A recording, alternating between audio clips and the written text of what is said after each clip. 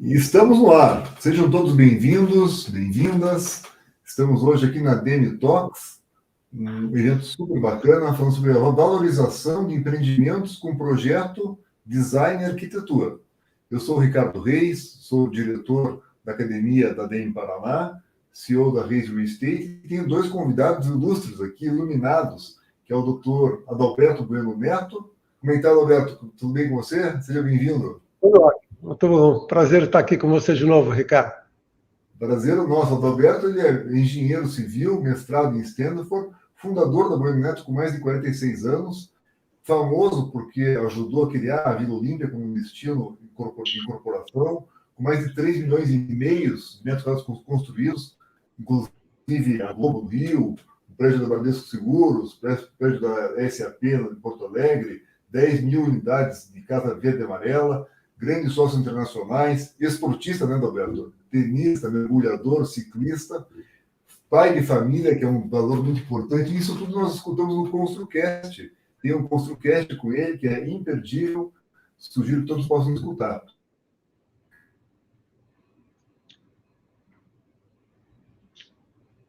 Deu uma travadinha. Deu, Ricardo. Ricardo travou. Olá, Ricardo. Vamos falar nós dois. Aqui, né? Deu. Você estava no currículo do Adalberto, vai dar meia hora de currículo. Vamos lá. Vamos lá. Fala, Maurício. Eu vou ser curto aqui, mas o Maurício, seja bem-vindo. Maurício Eugênio é um dos magos do marketing imobiliário do Brasil, um dos maiores. Também muito com a Cirela, muito com o Bueno Neto. Estamos no Brasil inteiro já, né, Maurício? Deu aula para nós no nosso MBA Real Estate, que foi um sucesso, 12 horas que a pessoa adorou, está muito bem requisitado para continuar dando aula lá por Paris, né? Mas, Maurício, seja bem-vindo. Como é que está você? Tudo bem? Tudo ótimo, uma satisfação, Ricardo, estar aqui com você, com o Adalberto. Para nós ouvirmos o Adalberto, né? Somos dois entrevistados, mas, sem dúvida nenhuma, a riqueza de conteúdo, de informação que o Adalberto vai compartilhar hoje aqui com a gente é incrível, né? É muito bacana. Uma satisfação estar falando aqui com você, com a sua audiência, para esse mercado do Paraná, de Curitiba, que é incrível, e para todo o Brasil, né? Muito legal. Muito bem lembrado. Então, quem está ouvindo, fique à vontade de perguntas. Estamos prontos para poder receber as perguntas de vocês, interagir junto com nossos entrevistados aqui, né, nesse bate-papo descontraído. Adalberto, já jogamos para você agora. Você é uma pessoa que sempre deu muito valor à arquitetura, né, Adalberto? Pela tua história. Conta um pouquinho dessa história, para a gente poder dar um contexto se há valor mesmo nesse design, na arquitetura, se isso vende mais, vende menos, agrega valor ou não? Bom, a gente faz produto imobiliário. Produto... Eu sou engenheiro basicamente, embora um arquiteto frustrado também. Mas a gente faz produto imobiliário. E produto, embora concebido tecnicamente com as bases comerciais dele por engenheiros ou coisa assim, o produto quem faz realmente é o arquiteto. E a criação desse produto é a coisa mais importante, a criação, a inovação constante, né? Então, acho que, para nós, sempre foi o ponto de partida para um bom projeto. Tem, acho que, várias passagens que eu posso caracterizar isso aqui na nossa empresa, né? Primeiro, tem os grandes arquitetos bons que sempre têm que ser respeitados. Nós fizemos aqui em São Paulo muitos prédios com a Flalo, com o Bosch Ruban, fizemos muitos residenciais, mas também sempre tentamos inovar, né? Então, a arquitetura, realmente, o produto tem que ser constantemente inovado, né? Então, na nossa carreira, a gente gostou de ter várias vezes feito alguma inovação, né? Tradicionalmente, trabalhamos com escritórios de arquiteturas realmente com capacidade criativa, mas também acabamos escolhendo algumas vezes novas ideias, trabalhando com novas ideias para trazer novidades. aqui no campo nacional, nós fizemos alguns prédios icônicos aqui em São Paulo. E vou tentar não só caracterizar os arquitetos tradicionais, mas vou tentar fazer algumas lembranças de inovações que vieram, né? Uma das vezes que nós estávamos aqui com um problema até de arquitetura foi um terreno que nós compramos aqui em Moema, né? Era um terreno grande, 5.200 metros quadrados, e gostamos tanto do terreno, compramos tão rapidamente que não vimos que tinha um pequeno problema no terreno, que tinha um córrego canalizado que cortava na total transversal o terreno de 5.200 metros quadrados, que praticamente virava 3 terrenos. E quando constatamos isso, já comprado o terreno, tivemos que começar a tentar procurar, pegamos o arquiteto nosso aqui, companheiro, bom, que era o Marcelo, o Rubio Monteiro, e o Manuel Rubio. E então nós passamos esse problema para ele tentar resolver, né? E estava difícil, e um dia estava no escritório, chegou um amigo meu, um amigo nosso e cliente, e trouxe um arquiteto que queria fazer o projeto de um prédio em São Paulo.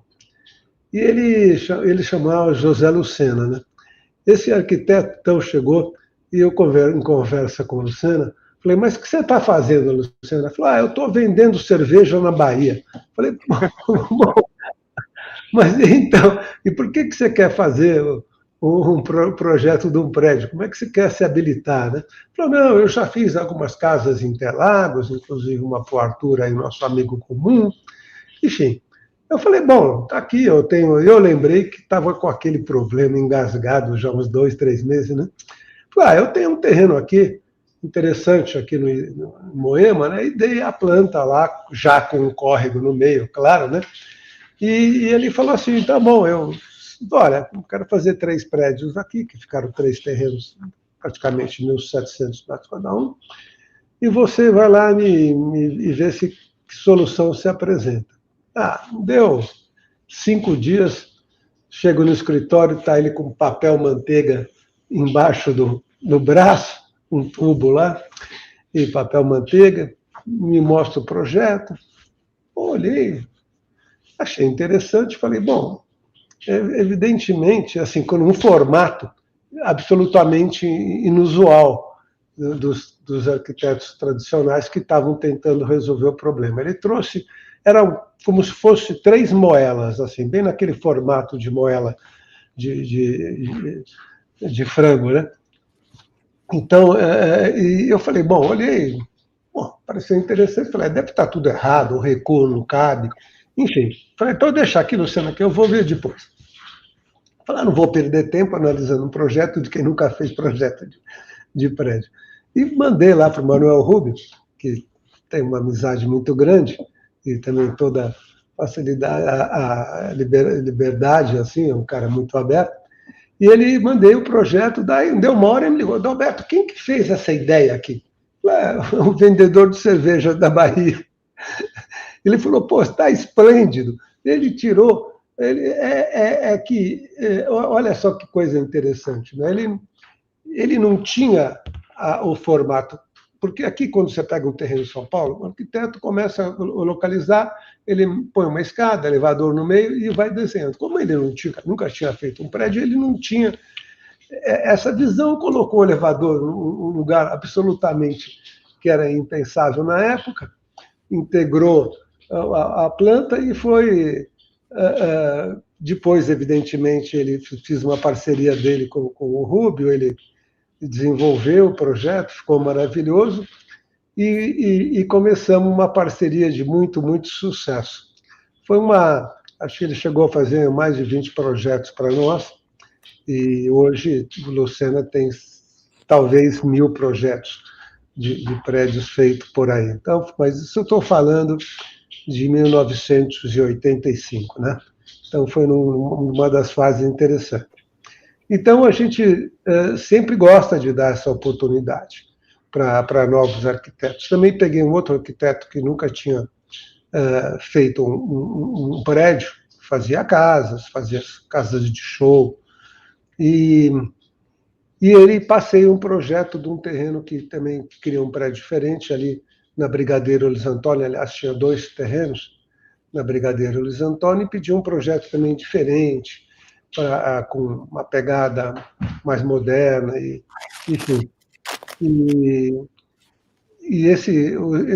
o arquiteto Sérgio Assunção me trouxe uma ideia maravilhosa também, que foram aqueles prédios icônicos que nós temos até hoje, que era da DM9 e MPM ali na Brigadeiro Luiz Antônio, na parte de baixo. Então, ilustra assim primeiro assunto, acho que seria a pergunta, como é que a gente escolhe um arquiteto, né? Então, eu estou dizendo que a gente deve usar o tradicional, um bom arquiteto, mas também procurar inovar. Então, o alinhamento de produtos sempre foi uma questão fundamental para nós. Muito bom, Roberto, perfeito. E, Maurício, vamos passar um pouco, a gente passar pelo Olímpia, vamos chegar no Parque Global e tudo mais, mas você também foi um gravador, né? No começo, acho que final dos anos 80 ou 90, você trouxe o produto Rabanne. Como é que foi isso? Deu certo? Vendeu? Como é que foi? Olha só, que interessante, né? O Adalberto pontuou esse trabalho com o Sérgio, com o Lucena, na década, em aproximadamente 1985. Eu comecei a fazer lançamentos imobiliários um pouquinho antes. Em 83, eu já estava trabalhando com lançamentos. E o interessante que eu observava é que não existia o tema arquitetura nos lançamentos. Eu acho que foi um período de pouca inspiração, né? Falando sempre aqui de São Paulo sempre foi um laboratório para o Brasil. Não na questão urbana, porque a referência urbana desse país é Curitiba, né? Mas o incorporador que veio de Porto Alegre, do Rio Grande do Sul, se chamava Edel, Flávio Scaff e Vilmar Lehmann, um árabe e um judeu, juntos, botaram essa cidade aqui de pernas para o ar, trazendo para o empreendimento o design de fachada do Paco Rabanne, um lançamento em 1985, que foi um baita de um sucesso. Aliás, eles eram muito diferentes, porque eles lançaram o Paco Rabanne no dia 25 de dezembro. Então, eles eram completamente doidos. Falaram assim, olha, se tem uma data que ninguém vai lançar nada, é no dia 25 de dezembro, que é o dia que ninguém tem nada o que fazer, a não ser almoçar a ceia da noite anterior. Então, pessoal, quem não viajou vai estar em São Paulo, e, de fato, foi muito interessante como a comunicação, o marketing e, principalmente, vendas, incorporou o discurso desse design internacional e, de fato, a fachada desse empreendimento, o Paco Rabanne desenhou, parecia até com um vestido, né? Um design de vestido que ele desenhou. Então, você acaba criando, a partir dessa interferência, um argumento de venda riquíssimo. Riquíssimo. E, para nós, de comunicação, foi um caminho sem volta. Precisamos ter autoria, precisamos valorizar essa figura, né, de arquitetura, de designers, porque eles, aliado ao ponto, quer dizer, o princípio imobiliário, ponto e projeto, localização e produto, né? A localização é a arte de você buscar um melhor terreno. E o projeto é o que se vende. Então, se você tem um trabalho de arquitetura, um trabalho de designer, porque tem muitos arquitetos que são especializados em licenciamento, conhecem tudo de leis, conhecem, né, ainda mais a nossa legislação em cada cidade, em cada estado, ela é complexa. Então, os escritórios de arquitetura, antes de tudo, precisam ser muito bons em leis, né? Mas o que a gente vê hoje dentro de um mercado absolutamente exigente a partir dos seus consumidores, é essa relação com a arquitetura. Hoje, você desenvolver um projeto que não tenha uma profundidade, que não tenha uma retórica rica em termos de arquitetura, com certeza você está fora do jogo. E não é uma coisa interessante. A arquitetura ela é para quando você tem escala ou quando é um empreendimento de altíssimo padrão. Eu vou cutucar aqui o Adalberto, porque ele fez o Minha Casa Minha Vida com projetos de arquitetura riquíssimos. Não se trata do memorial descritivo, se trata da inteligência da concepção do projeto para esse usuário. Então, é a arquitetura onde, normalmente, você ali exprimido por orçamentos ou por qualquer outras questões, a arquitetura é secundária. Mas você vê o projeto Minha Casa Minha Vida com uma riqueza, né, em termos de arquitetura, produzidos aí pelo Adalberto, que é muito bacana. Porque é legal, quando você fala assim, poxa, você tem um terreno numa área muito nobre, deixa eu chamar aqui os melhores arquitetos, deixa eu chamar um arquiteto de fora, né?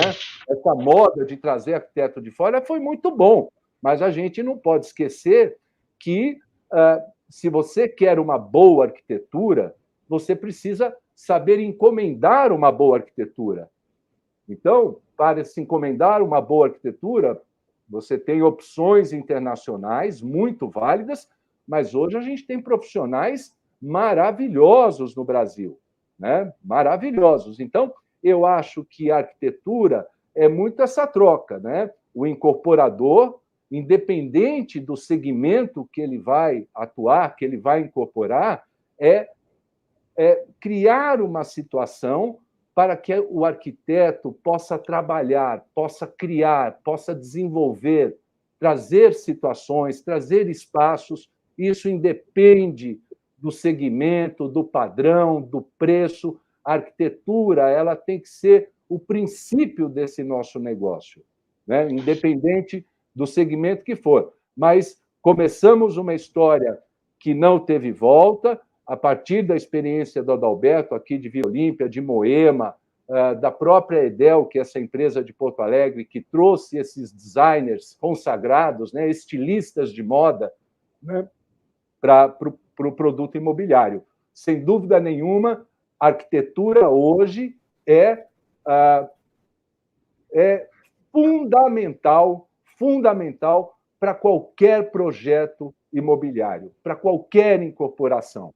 É fundamental. Não dá para ficar em segundo plano, não dá para esconder mais o arquiteto. Antigamente, a gente não via nem a assinatura dos arquitetos nos anúncios.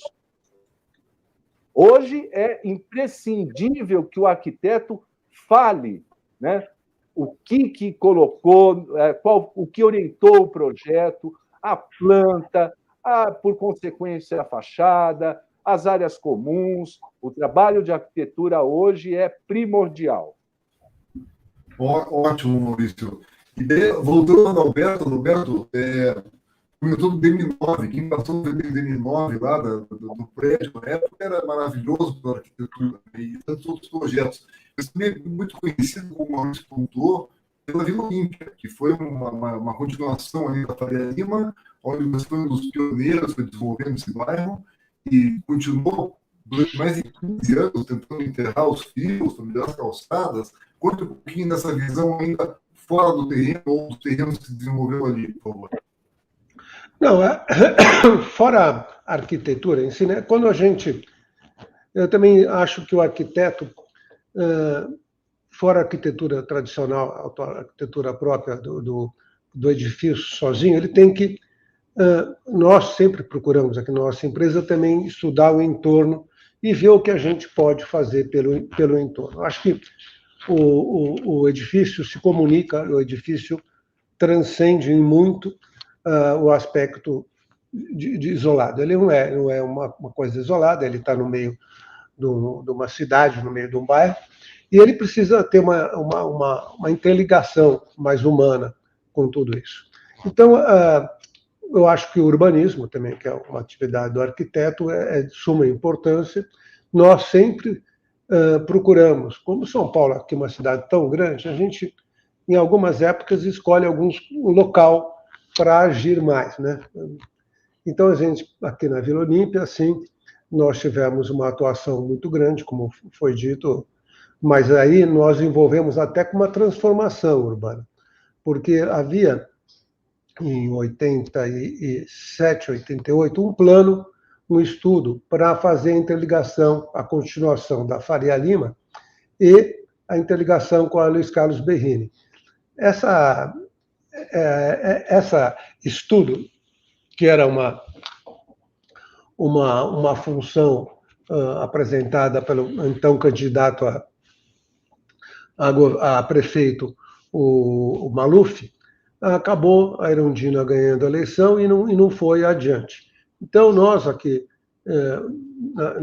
que já tínhamos alguns terrenos no Vila Olímpia, resolvemos embarcar nessa atividade e levamos a questão à própria prefeitura, que a gente gostaria de entrar nesse melhoramento. Tinha vários colegas aqui no bairro, então nós resolvemos mudar um pouco a característica da Vila Olímpia, né?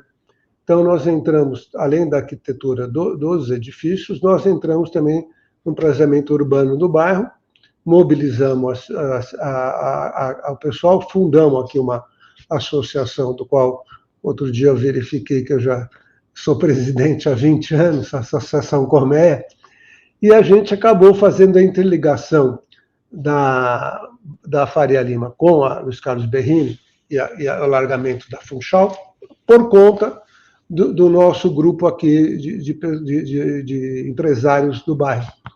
E nós arcamos com o custo da abertura das avenidas, e essa apropriação, evidentemente, feita pela cidade, e abrimos e transformamos a Via Olímpia. Daí, a partir daí, com a arquitetura também mais moderna, nós, hoje em dia, eu estou falando do primeiro prédio em 88, é longe, mas você pensar que não é tão longe. Aqui na Vila Olímpia tinha 5 edifícios, hoje tem 140. Então, é uma transformação até rápida. Havia um problema aqui de inundação, havia um problema, então, de falta de acesso, ruas muito compridas. E até nós entramos aqui e ajudamos até a eliminar os postes. Depois de 15 anos, ou 17 anos, agora, durante a pandemia, eliminamos, com a parceria com a Enel agora, metade dos postes, e com isso aumentamos muito a arborização do bairro, e agora estão terminando a implantação da parte superior até a Faria Lima. Isso é um caso que a gente, então, mexe até com o urbanismo do bairro. E hoje em dia também a atividade de arquitetura se expandiu demais, né? Hoje, quando você fala em arquitetura, você pensa em meio ambiente, você pensa muito, muito em mobilidade. E a mobilidade também nos fez, citando o exemplo aí que o Maurício falou, pensar um pouco a respeito da moradia popular, né? A gente tem aqui um DNA, a gente não sabe fazer coisa que não seja muito bem feita.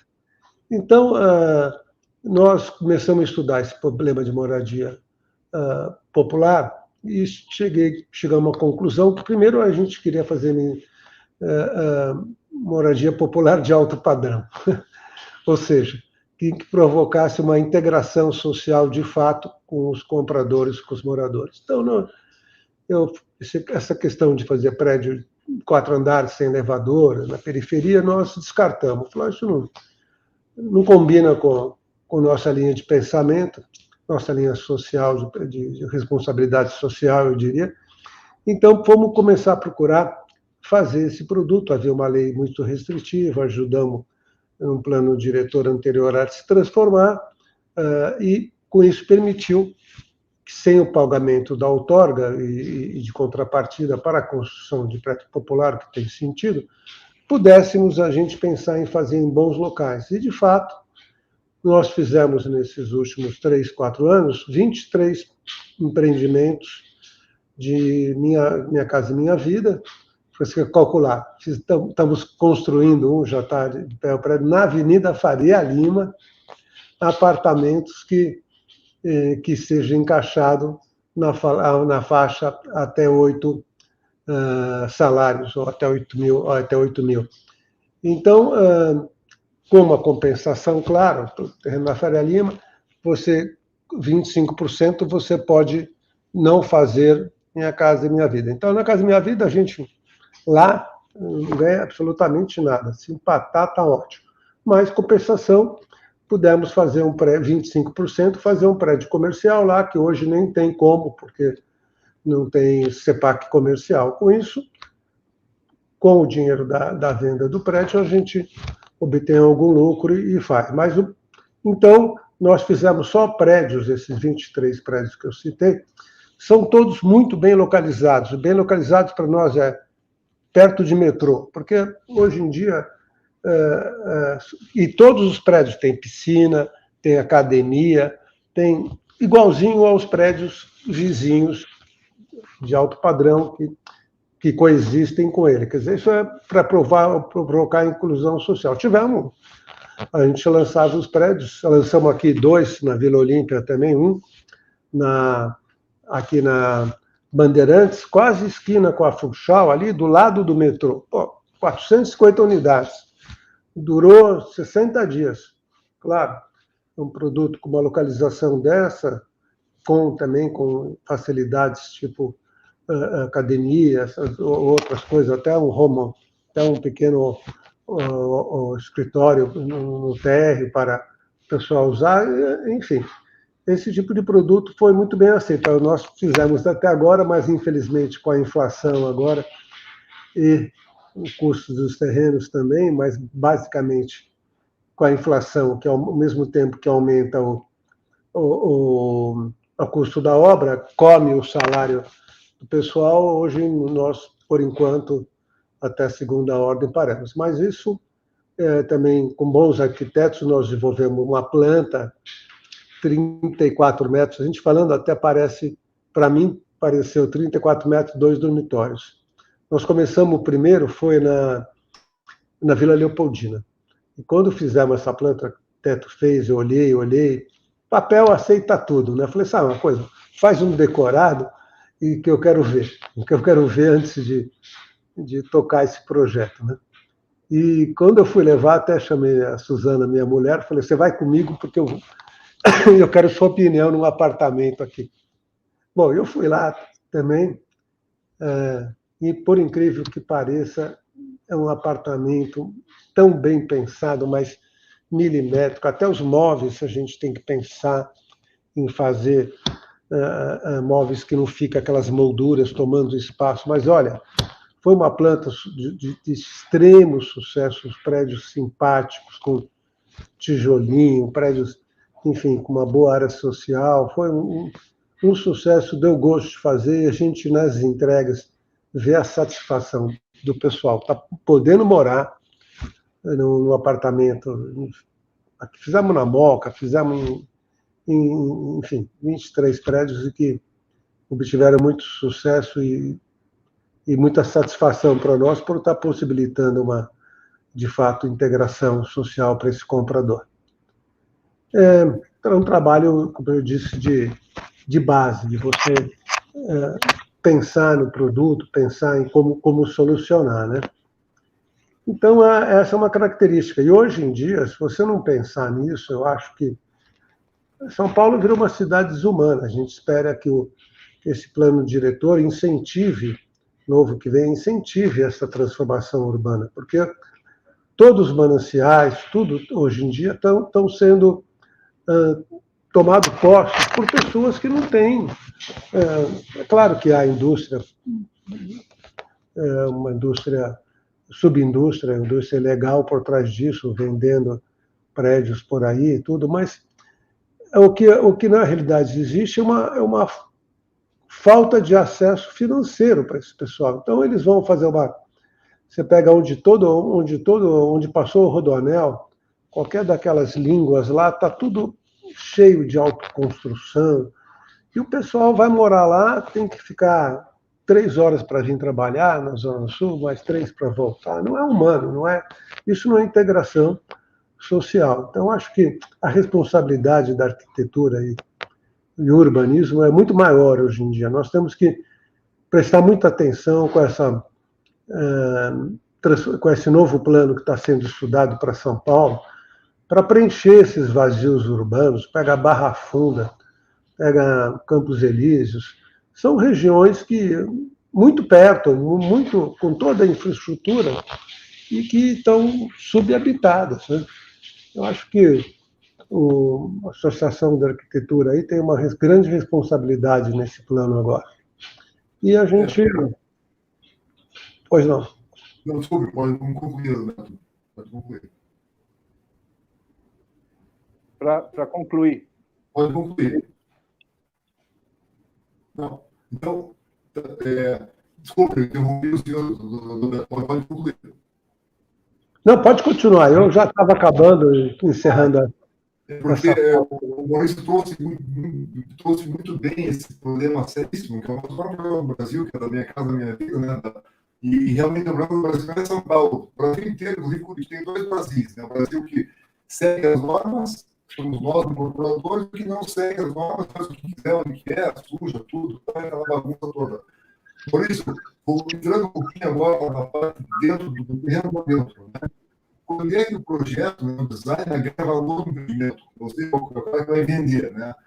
Quando é que realmente você sente ali que assim, o Rabani que você trouxe, que deu certo, né? Você trabalhou muito com a Cirela, a doutora Elisa, contando a sua história nas aulas, que você pode melhorar um pouquinho, porque pode melhorar um pouquinho, ele ia pedindo a melhorar até o dia do lançamento, né?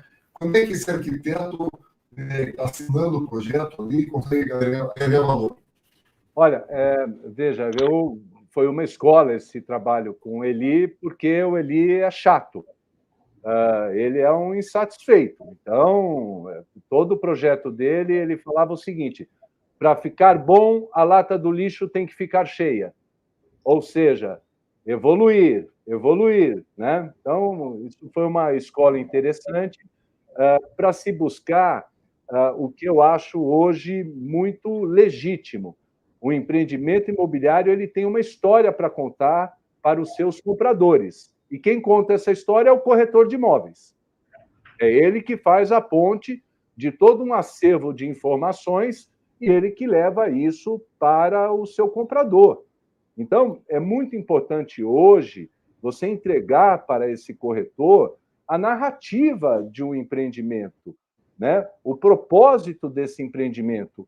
E se não for a arquitetura, aliada, evidentemente, à localização ou algum outro aspecto, mas, essencialmente, o que o corretor hoje vende é um trabalho vindo de um pensamento e de uma ideia arquitetônica, né? Que começa com uma implantação, que começa com a distribuição de áreas comuns, que vai para o desenho de uma planta e, por consequência, uma fachada, o que a gente diz muito dessa questão estética, né? Então, hoje é fundamental, primordial, que você entregue para esses corretores essa retórica, esse discurso de vendas.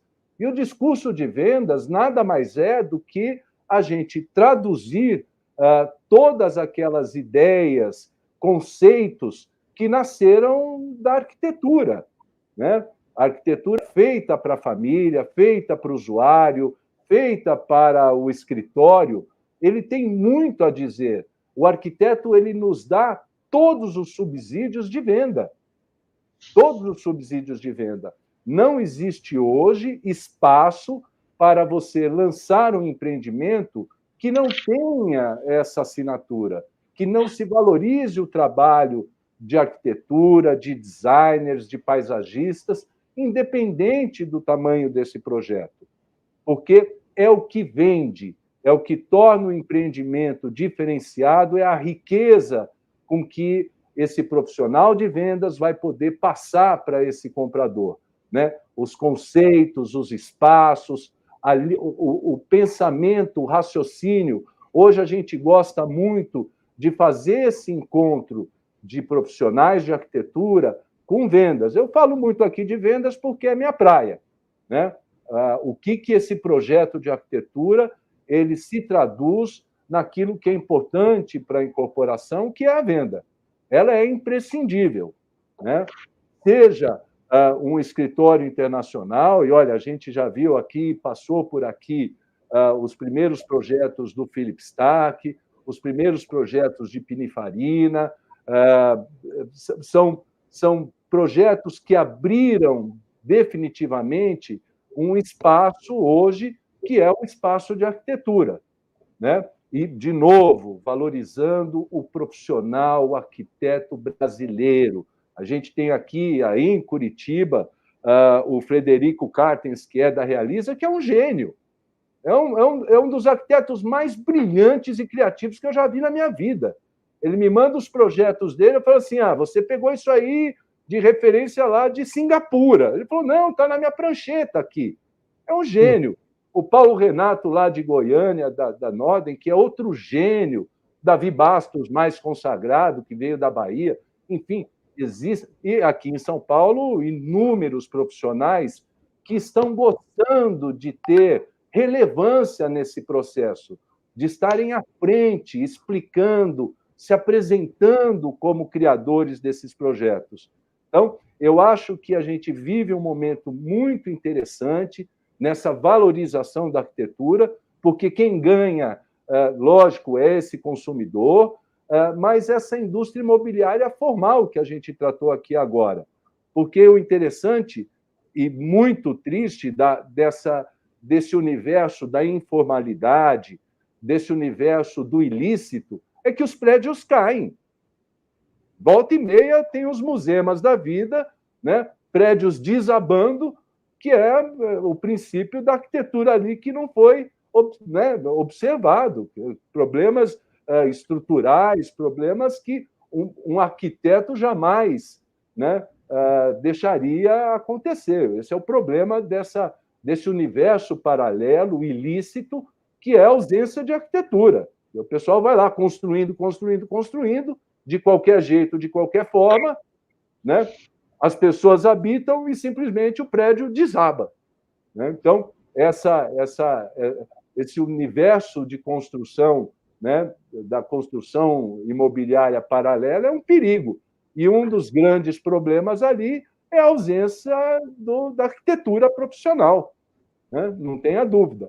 Mas, falando aqui do nosso universo formal, que cumpre regras difíceis, complexas, cada vez mais complexas. Eu acho que a cada plano diretor das cidades vão complicando ainda mais o que poderia ser muito mais simples. O papel do arquiteto hoje ele é um protagonista nessa história. Ele é um protagonista, não tenha dúvida. Hoje, para o nosso marketing, e a gente vai aqui abordar daqui a pouquinho o Parque Global, que, para mim, é hoje o estado da arte, se tratando de arquitetura, se tratando de generosidade urbana, de você olhar o dentro e o fora. Lógico que o Parque Global ele tem essa escala, né, para você realmente poder ter o privilégio de trabalhar com escritórios internacionais, designers internacionais, valorizar arquitetos brasileiros, arquitetos locais, tudo num grande time, produzindo todos juntos uma referência para o Brasil em termos de incorporação. Mas, sem dúvida nenhuma, hoje, todos os nossos trabalhos começam o seguinte aqui: quem assina o projeto? Porque é por aí que nós vamos começar a contar uma história. É ali que a gente começa a dar uma grande retórica para esses vendedores poderem conversar com os seus clientes, né? A conversa com o cliente é a profundidade com que esse corretor tem para transmitir a riqueza, né, da arquitetura daquele determinado empreendimento. Muito legal, Maurício. Você tocou no assunto do Fred Castings, dos sócios aqui. Ele é um ótimo arquiteto, excelente realmente. Tem tantos bons arquitetos aqui em Curitiba, como tem em São Paulo. pessoas que viajam para o Brasil, para o mundo inteiro e trazem, e hoje os incorporadores têm mais capital, né, estão mais capitalizados, têm mais fontes de recursos e conseguem fazer ótimos projetos. Mas vamos entrar agora, Adalberto, na nossa cereja do bolo de hoje, que é o Parque Global, que nós tivemos a sorte de visitar. Meu áudio melhorou um pouquinho, pessoal, estava meio ruim meu áudio, está melhor agora? Melhorando, agora está bom. Boa. E daí nós fomos visitar junto com o Matei, que nos deu aula lá, e com o Ramalho, e ficamos encantados, Adalberto. Até quando nós gravamos nosso ConstruCast, você nos convidou para ir lá na inauguração do teu stand, e não pôde ir, infelizmente, da pandemia, mas fomos lá ver. O que me chamou muita atenção, meu e da minha esposa, foi que você entra numa sala de imersão, parece que está no Epcot Center. E no começo, a primeira página que você vê é a lista dos designers, dos arquitetos, né? Então, isso me chama muita atenção, o valor que vocês aí da Bueno Neto dão para isso. Então, dá um contexto desse Parque Global maravilhoso e desse valor que vocês deram para os projetos lá, Adalberto, por favor. Acho que a nossa curiosidade, assim, de sempre interferir positivamente nas zonas que a gente atua, né? Também fizemos isso no Real Parque, lá, uma participação grande no desenvolvimento do bairro. Mas quando apareceu esse, aliás, o Maurício é meu parceiro desde a época de aquisição, estou falando 2002, hein? 2002, a gente tinha aquela área da Eletropaulo, que já era a AES, aquela época tinha sido vendida para os Estados Unidos, e tinha aquela área de 260 mil metros quadrados na Marginal, que colocou à venda. Nós participamos no processo de licitação, o Maurício, que preparou essas pastas nossas pastas da concorrência, acabamos ganhando e adquirindo esse terreno. E daí foi um sonho, né? Um sonho poder ser, aí sim fazer uma transformação urbana, como a gente sempre queria, mas agora a partir do zero, de um terreno ainda nunca ocupado. Foi muito interessante. Então,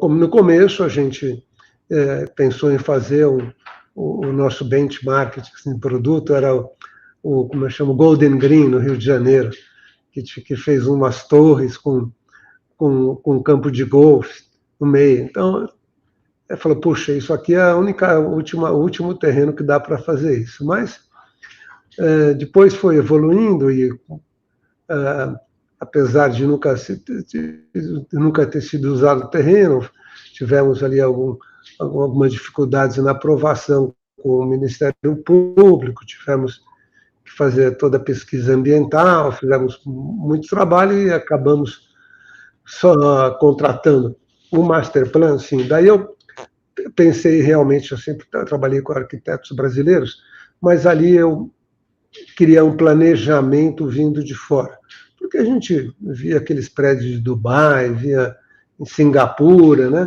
E a gente queria trazer assim pelo menos um master plan, um conceito mais amplo. E trouxemos, na época veio o Bernardo Fortbrecha, que é o dono da Arquitetônica, uma empresa lá de Miami, e, cara, fabuloso, uma criatividade interessantíssima, muitos projetos lá fora, né? Então, um dia ele veio para cá, ele queria conhecer a área, quando foi convidado para fazer, e ele sentou comigo e disse, mas aqui que você quer fazer? Bom, e ele rabiscava tudo na sua frente com uma facilidade. A base do projeto até hoje saiu dessa reunião, desses riscos, dessa conversa entre nós. Eu posso dizer que a essência do projeto foi feita pelo Bernardo. Mas depois, né, enfim, mas também evoluindo, passou o tempo, tivemos problema lá, apesar de ter um TAC firmado e confirmado pelo Ministério Público, eles resolveram por bem rediscutir a questão ambiental do projeto e acabou atrasando muito, mas para nós também entrou o metrô que passaram pelo terreno, pelo meio do terreno, desapropriando uma faixa. Era um terreno que poderia... Tinha 3 matrículas, mas poderia... vizinhas, poderia ser feito com uma única. Então, tivemos que separar, pelo menos em 2, hoje em dia são 3 projetos contínuos nas 3 matrículas. Mas mudou muito, não mudou o master plan, mas mudou muito a arquitetura, sempre se atualizando, depois da paralisação em 2013 do projeto, que durou até 2020. Então, nós acabamos atualizando esse projeto, agora com arquitetos brasileiros, mas cada um, nós colocamos, na realidade, 3 grandes escritórios de arquitetura, cada uma com a sua especialidade, um para residencial, outro para shopping center e outro para o centro de inovação, saúde e educação. Então, isso deu uma mistura, a gente sempre aqui costurando as questões, e hoje estamos extremamente satisfeitos, e pelo visto o público também está. Nós lançamos a primeira fase aí no meio da pandemia, tá? Quer dizer, quando chegou, nosso projeto foi liberado em 2019, e nos lançar em abril de 2020, quando veio a pandemia. Daí, enrola daqui, enrola dali, tudo pronto, o stand. E o stand foi feito ali, aquilo não é um stand de vendas, ali é uma experiência de vendas com uma área, né, enorme. E era para fazer eventos, para fazer tudo isso. Nós, antes de lançar, tivemos que reformar o stand de vendas, fazer todas as questões ambientais, saúde, aliás, contratamos lá o hospital para fazer o estudo, tudo, enfim. Mas chegou em setembro, outubro, a gente não aguentava mais, resolvemos lançar o produto, com aquela sala de imersão, com muita arquitetura, né? Os prédios com 48 andares, são 5 torres, a primeira fase são 5 torres com 48 andares, com uma parte de clube, uma parte social fantástica. Temos 8 quadras, 3 piscinas, academias completas, e cada prédio também queria, além de dar o coletivo, né, das 5 torres, eu queria a independência. O paulistano mesmo, ele gosta de certas coisas, mas também quer privacidade. Então, os prédios são entradas independentes, com halls independentes, e que eles têm a área comum no nível em cima do 3º sobresolo, um baita de um platô, como tem lá nos prédios em Miami, né? Que com um baita de um platô de quase 30 mil metros, com uma área verde fantástica. Então, ficou um prédio assim absolutamente único, e muito bem estudado arquitetonicamente, muito bem resolvido, e que foi entendido, né? É claro que é um projeto mais caro que os vizinhos, porque só com aquela área social que nós temos, né? É um clube do tamanho, aliás, o terreno é o tamanho do paulistano, e a área de clube é bem maior que a do Harmonia. Então, nós vamos ter um clube, a Harmonia tem 4 mil sócios, nós vamos ter um clube do mesmo tamanho para 600 sócios, e com custo condominial bem compatível também. Outra coisa que os arquitetos hoje em dia têm que estudar é essa questão de custo operacional. É uma equação bem grande, como falou Maurício, as nossas preocupações. Então, nós temos que ter privacidade, cada prédio entra sozinho, fica lá. Tem uma academia embaixo do seu prédio, o salão de festa, mas daí tem todo o coletivo da área comum. Isso acho que foi um diferencial que o público entendeu muito bem. Quem compra lá hoje um apartamento, e nós já vendemos de 600, já passamos de 500, vive com muito sucesso agora no último lançamento da última torre, há 90 dias, e temos praticamente menos de 20% para vender, 15%, e bastante tempo ainda, e uma valorização muito boa para quem comprou. Agora, a gente tem que entender que essa valorização é em função do produto, né? Foi a concepção do produto que permitiu essa valorização muito acima dos prédios vizinhos. E como também tem mais custo, mas permite a gente ter tido a ousadia de fazer uma coisa diferente. Não foi diferente agora, não está sendo diferente, nós estamos, em breve, anunciando um shopping center com um grande parceiro aí, que já começa do tamanho do Shopping Morumbi. Também, na terceira fase, estamos definindo o hospital, também a universidade, colégio bilingue. Então, se calcular, o nosso projeto do Parque Global, ele tem uma lista, um novo conceito, é São Paulo em 10 minutos a pé. Então, você morando lá, você pode fazer todas as atividades. Nós temos uma lista de mais de 200 itens que a gente quer importante, né?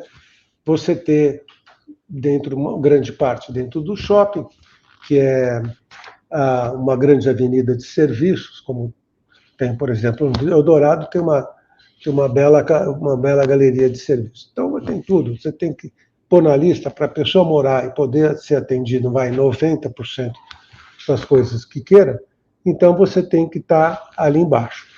Então, a gente tem, por exemplo, nessas 5 torres, tem um mini mercado de rua para pôr uma farmácia, para pôr um mini mercado mesmo, ali, isso, nesse conjunto, tudo aberto para fora, claro, para poder sobreviver. Mas daí ele tem entrada direta para o shopping. O shopping, daí tem essa galeria de serviços e todos os outros mixed use para a pessoa estar lá. Até uma igreja ecumênica, até, enfim. Daí vem a parte de ensino e inovação, saúde. Hospital, pronto-socorro, um pequeno hotel para atender essa questão dos moradores, tanto prédio de rental para alunos da universidade, o centro de convenções para somar tudo isso, prédio de consultórios médicos, prédio de moradia, enfim, um mixed use completo, escola de bilingue, como eu falei, quer dizer, então a pessoa vai lá, tem filhos, o filho estuda lá, tem o sistema de compra, tem academias no prédio, tem academias, cinemas, enfim. É uma coisa que, fora alguns poucos usos, mas supermercado, então realmente a pessoa que morar lá não tem tanto o que fazer. Nós estamos bem na frente. E daí complementamos, né, falando de urbanismo, quando veio a ideia do Rio, né? Aí sim que a gente inovou de vez, porque apesar de a gente não ter nada com isso, eu já tinha um envolvimento. Aí você leu no livro, né, Ricardo? Você leu, tá aí, ó. O Adalberto é um dos responsáveis por estar limpando ali, né, Maurício? O Rio Pinheiros, e fazendo um parque linear maravilhoso lá, Hudson River. E não é de hoje, viu, Ricardo? Essa história do Adalberto com o Rio já tem alguns anos. Tem pelo menos... ali em volta, né, Adalberto? Conte um pouquinho para a gente aí, Adalberto, essa história. Então, daí vem a nossa veia social e que a gente sempre se preocupa, e veio... Esse também, quando compramos essa área lá em 2003, ela, enfim, eu andava de bicicleta ali, ainda ando, agora melhor. Mas, então, ali era um absurdo, você tem uma cloaca, né? Aquilo ali era um esgoto a céu aberto no meio de São Paulo. A gente andando lá com os amigos e sempre reclamando, porque não dava jeito com o cheiro, e um dia nós falamos, puxa, não vamos parar de reclamar e fazer alguma coisa, né? Conversando lá, daí um deles era o Beto, que é Scopira, que é lá da Ambev, falou assim, puxa, vamos chamar o Falcone aí, que ele resolve qualquer problema, né? Então nós fomos falar com o Falcone, pedimos um orçamento para ele, falei, como é que se limpa um rio, né? Porque a gente viu aqui em várias décadas, 40 anos pelo menos, invenções aí para minimizar esses efeitos nocivos do rio aí. E era desde draga constante, desde jogar perfume em rio, fazer aeração. Bom, mas enfim, ninguém gastou dinheiro para fazer um projeto, até dinheiro internacional teve aí. Enfim, mas ninguém gastou dinheiro para fazer um projeto. Então nós resolvemos ver, não era barato, pedimos a ideia para o Falcone, como é que... Daí falou, olha, estudei, daí depois passou 3 meses, ele veio com uma proposta, falou assim, ó, nós estudamos aqui como fazer o diagnóstico que possibilite essa limpeza. E um diagnóstico, que só o diagnóstico era mais 1 ano. E custava, na época, $2,5 milhões. Poxa, é dinheiro. Então, falamos, bom, agora vai parar aí, porque nós também pagar isso aí não vamos.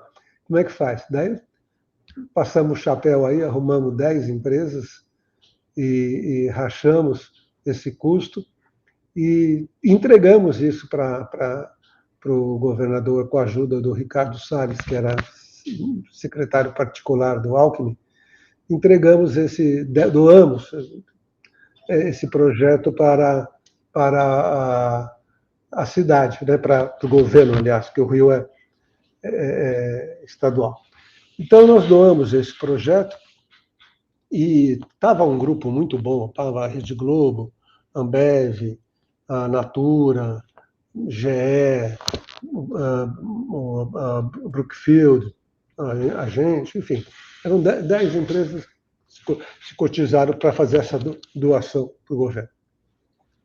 E o Alckmin aceitou e foi andando bem, montou uma estrutura com Sabesp, Cetesb, porra, mas daí era um monte de gente e tinha diretor, tudo organizado, a EMAI. Então, o projeto andou durante uns 2 anos e começou até uma implantação, porque, na realidade, é um grande mapa de varredura, né, de toda a bacia de contribuição, começando em Salesópolis, onde nasce o Tietê, né, e descendo. E aquilo andou bem, deu uma animada, nós estávamos assim animados, mas por motivos políticos, lá para 90, não sei, quando tinha uma eleição, aquela eleição que faltou água, que teve que fazer interligação, enfim, estava faltando água. Hã? Crise hídrica. A crise hídrica. Então, daí o Alckmin resolveu paralisar o projeto. Agora não é hora, vai ter eleição no ano que vem, aquelas coisas de político, né? Que a gente...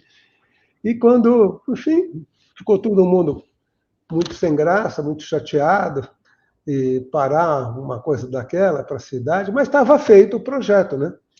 E esperamos aí a hora certa, antes da eleição, quando o Dória se propôs a ser candidato, nós provocamos ele e falamos, Dória, tem razão, vou fazer isso aí. Vou fazer bom, falou que ia fazer. E daí ganhou a eleição e procuramos ele, falou, não, pode deixar que eu vou fazer, já vou fazer as concorrências, mas não vou começar pela bacia Tietê-Pinheiros, vou começar pelo Pinheiros, porque a gente tem que fazer alguma coisa que tenha começo, meio e fim, senão depois para e tal. Mas daí ele falou que ia fazer em 3, 4 anos esse serviço. Eu falei, ó, no cronograma do Falcone era 6 anos, né? Bom, e daí falou, não, mas pode deixar que eu vou fazer. Falei, tá bom. Então, daí foi andando, e ele fez uma coisa que a gente considerava impossível. Em 3 anos, ele fez 600 mil ligações de esgoto e o rio começou a se transformar de uma maneira muito visível.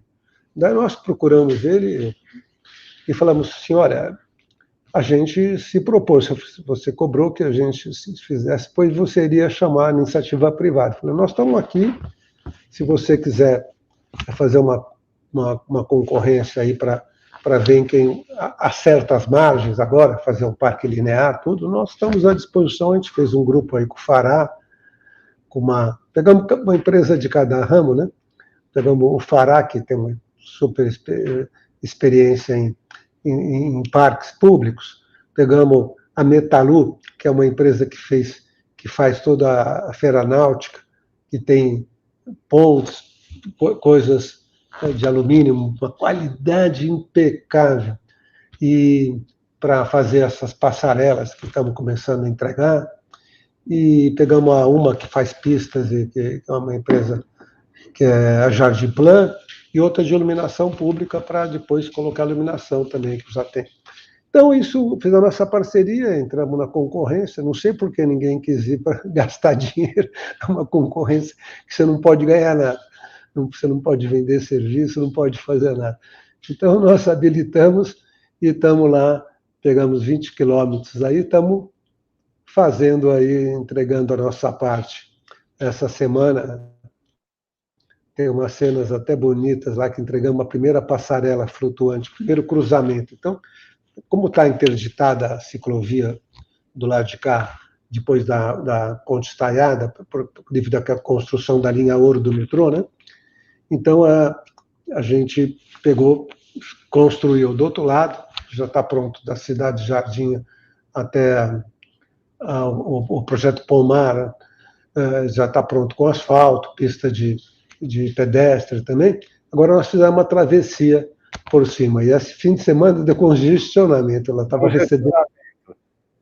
recebendo as fotografias, congestionou de gente para atravessar e ir para o outro lado. Pô, está uma maravilha, estamos muito contentes.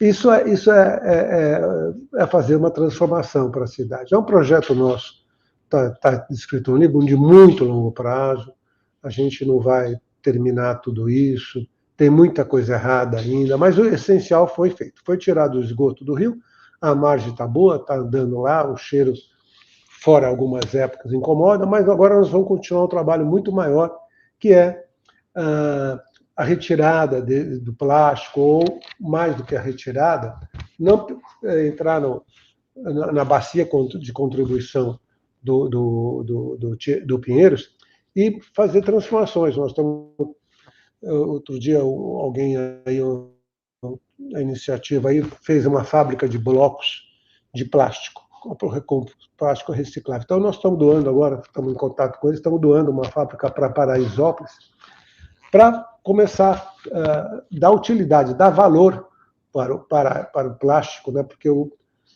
quando tem valor, a coisa se resolve.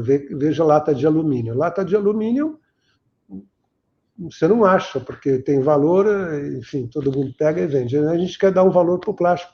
E se não for o valor direto para o produto, pode ser através da logística reversa, que é uma lei nova já em aplicação no Brasil, que é o seguinte: quem polui é natural, quem ganha dinheiro vendendo garrafa PET tem que pagar para auxiliar a retirada. Então, isso já existe uma lei, que eles têm que pagar, por enquanto, um pequeno percentual da receita. Como equilibrar isso? Que nem o cigarro, né? O cigarro, o cara fuma, depois tem que ser hospitalizado, tem que ser tudo, então é a mesma coisa. Então ele vai ter que pagar um percentual para que dê para acrescentar um valor no produto de reciclagem que vale a pena o pessoal catar e transformar. Então agora começa uma fase de ensino também, é um projeto com um apelo ambiental muito grande, né? O Brasil está ainda engatinhando nisso. Essa transformação do Pinheiros, e, consequentemente, vai ser continuada para o Tietê. E a gente tem muita coisa, queremos mudar a calha do rio, queremos alargar as margens, precisamos enterrar aqueles linhões horrorosos que estão lá em cima. Então, o trabalho é muito grande, queremos interligar essa ligação com a Estrada Velha do Mar, já tem um caminho de bike que chega lá. Você interligar imagina, você sai daqui de casa, desce até Santos, depois sobe com uma jardineira aí, que traz bicicleta de volta, enfim, mudar a cara da nossa cidade. E ficou lá, na frente do nosso parque, onde acabamos também de construir um estacionamento, começa a operar essa semana, e a pessoa também, fizemos uma passarela, também que você sai da ponta do terreno global, onde você entra, desce no rio, tudo por uma passarela ultramoderna de alumínio, bacana, e ainda você circula pelas duas margens. Então, é realmente um sonho isso, ver a gente poder a mudar a mentalidade, sabe? Ajudar a mudar a mentalidade do nosso pessoal aqui. E a alegria que a gente vê, essa mocidade. É incrível como os jovens, eles têm já uma visão muito mais pura do que a nossa, porque nós passamos por muita coisa, mas os jovens já vêm com a mentalidade ambiental, social, a adesão que querem as escolas. Então, nós vamos fazer um campus aberto ali no Rio para ensino ambiental e social. Então, vai ser um trabalho muito... Começou aí com o Global nessa linha, mas está sendo muito, muito complementado. Acho que vai ser uma grande realização para todos nós, né, Maurício? Oh, sem dúvida, sem dúvida. Então, seria isso. Essa é uma... Eu queria agradecer, Adalberto. Vou te passar de novo a palavra para finalizar daqui a pouquinho. Nós estamos com o tempo já um pouco estourado. Mas, Maurício, foi o que você disse no começo, né? Escutar o doutor Adalberto aqui, uma pessoa iluminada, transformadora, desde o início, né? Começando com o projeto que ele já contratou o Lucena e fez o Lucena virar um grande expoente, grandes projetos, além desse Parque Global, que é realmente um novo destino, né? Um lugar que transformou São Paulo, e agora essa ligação com o parque, a valorização que está trazendo. Eu queria trazer um pouquinho para o nosso ouvinte aqui, e que pode fazer alguma pergunta ainda. Eugênio, uma escala um pouco menor, Curitiba é menor, né? Nós temos escalas menores, o problema de ligar o público com o privado, como fez o Adalberto muito bem, aqui também podemos fazer, as inspirações todas de sustentabilidade também podemos fazer, mas para o incorporador médio, que lições que você pode nos passar aí para que ele possa vender que a tua área é melhor, né? Usando o projeto, a arquitetura, o design, como tão bem faz o Adalberto nessa grande escala. Olha, o Ricardo, aproveitando essa sua audiência, imagino muitos incorporadores do Estado, da cidade de Curitiba, eu acho que tem uma questão muito interessante. E eu também faço até uma relação com o trabalho do desenvolvimento da campanha de marketing. Sempre quando alguém fala assim, puxa, mas que campanha bonita, poxa, que bacana, eu falo assim, olha, o mérito está em quem aprovou, ou seja, no meu cliente. O mérito da arquitetura está em quem contrata a arquitetura, porque, por definição, o escritório de arquitetura está lá para criar, para desenvolver. Normalmente, escritórios que têm já essa influência jovem, onde as questões sociais, as questões ambientais, elas estão muito presentes na elaboração dos projetos. Então, eu acho que para esse incorporador médio, porque a gente está falando de arquitetura aqui, como citou o Adalberto, no Minha Casa Minha Vida, no Casa Verde e Amarela. Quer dizer, todo mundo acha o seguinte, não, isso daqui não vai ter verba, isso daqui eu estou com a minha viabilidade muito apertada, o projeto é pequeno, mas o princípio da arquitetura não pode ser deixado de lado, independente do tamanho desse empreendimento. Porque a gentileza urbana está, de um lado, você poder fazer a intervenção num rio, né? A gente está falando do maior projeto de regeneração urbana da América Latina, mas ela também pode ser na rua, onde aquele pequeno empreendimento vai ser incorporado. Né? O princípio da chegada, da obra, sabe, de você promover um espaço, um calçamento, né? Você poder dar àquela micro-sociedade, aquele ambiente onde você está incorporando, alguma gentileza. É um jardim, é a manutenção de um espaço comum, independente do tamanho, o que vale para a arquitetura é você, incorporador, que está nos assistindo, porque você tem o comando dessa história. Fazer com que essa encomenda de um projeto de arquitetura contemple esses aspectos ambientais, energias renováveis, a gentileza urbana, porque tudo isso olha, ou você faz de coração ou você faz por interesse, mas tem que fazer. Porque, no final das contas, isso tudo é o que diferencia, é o que faz vender, é o que faz vender rápido e vender bem. Porque a arquitetura também é valorizada pelo consumidor. Entre um empreendimento acéfalo, pobre, e um empreendimento com princípios, né?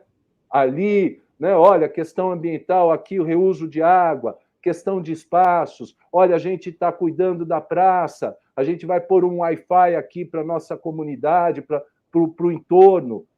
A decisão de compra vai cair para este empreendimento, mesmo que ele custe um pouco mais, porque as pessoas querem não só a qualidade arquitetônica, mas como esses compromissos também que essa geração de arquitetos hoje está colocando em prática. Né? Então, sem dúvida nenhuma, vale, eu acho que essa inspiração, né, que o Adalberto nos apresenta, de fazer bem feito, independente do tamanho dessa incorporação, desse desenvolvimento, é fazer bem feito. E é pensar muito na questão, lógico, da venda. A venda ela é soberana num projeto de incorporação, tem que vender, mas para vender tem que fazer bem feito. E a arquitetura é o maior aliado dessa missão, vamos dizer assim. Obrigado, Maurício. Você foi muito gentil em aceitar, né, nosso convite, trazer junto o doutor Adalberto. Eu vi o Adalberto, poxa. Muito bacana poder ter ouvido também, que você tem muita experiência. Adalberto, gostaria de agradecer se você passasse uma palavra para o nosso incorporador que está assistindo aqui, no nosso ConstruCast. A conclusão que eu cheguei, né, no finalzinho, foi dos teus princípios, né, da ética, da honestidade, do fazer bem feito, da família, são os valores que você não negociou na vida e que fez direitinho. Quando deu problema com o Ministério Público, você devolveu o dinheiro corrigido para quem comprou, né? E assim por diante. Que recado final para o nosso incorporador, se poderia nos passar do alto de tanta experiência, Adalberto? Atividade empresarial de grande ciclo, como ciclo demorado, como é a construção civil, requer do incorporador muita resiliência, muita paciência. Nós vamos passar por vários picos e quedas econômicos. Acho que a gente tem que ser bastante ambicioso, bastante ousado nos projetos e bastante conservador na parte financeira. A parte financeira, a gente não tem a rédea, não tem o condão. Você veja o que está acontecendo com as taxas de juros, que quem tomou o dinheiro, o que está tendo que pagar. Então, sim, tenham cuidado, não desistam, continue, é uma atividade, uma delícia. Me dediquei a vida toda, já há 50 anos que estou aí nisso, não me arrependo nem um minuto e estou ainda com energia para pensar em muitas novidades. E só e fazendo um link, fui na Casa da Cor há poucos dias aí, que maravilha essa nova geração de arquitetos que estão chegando, quanta novidade.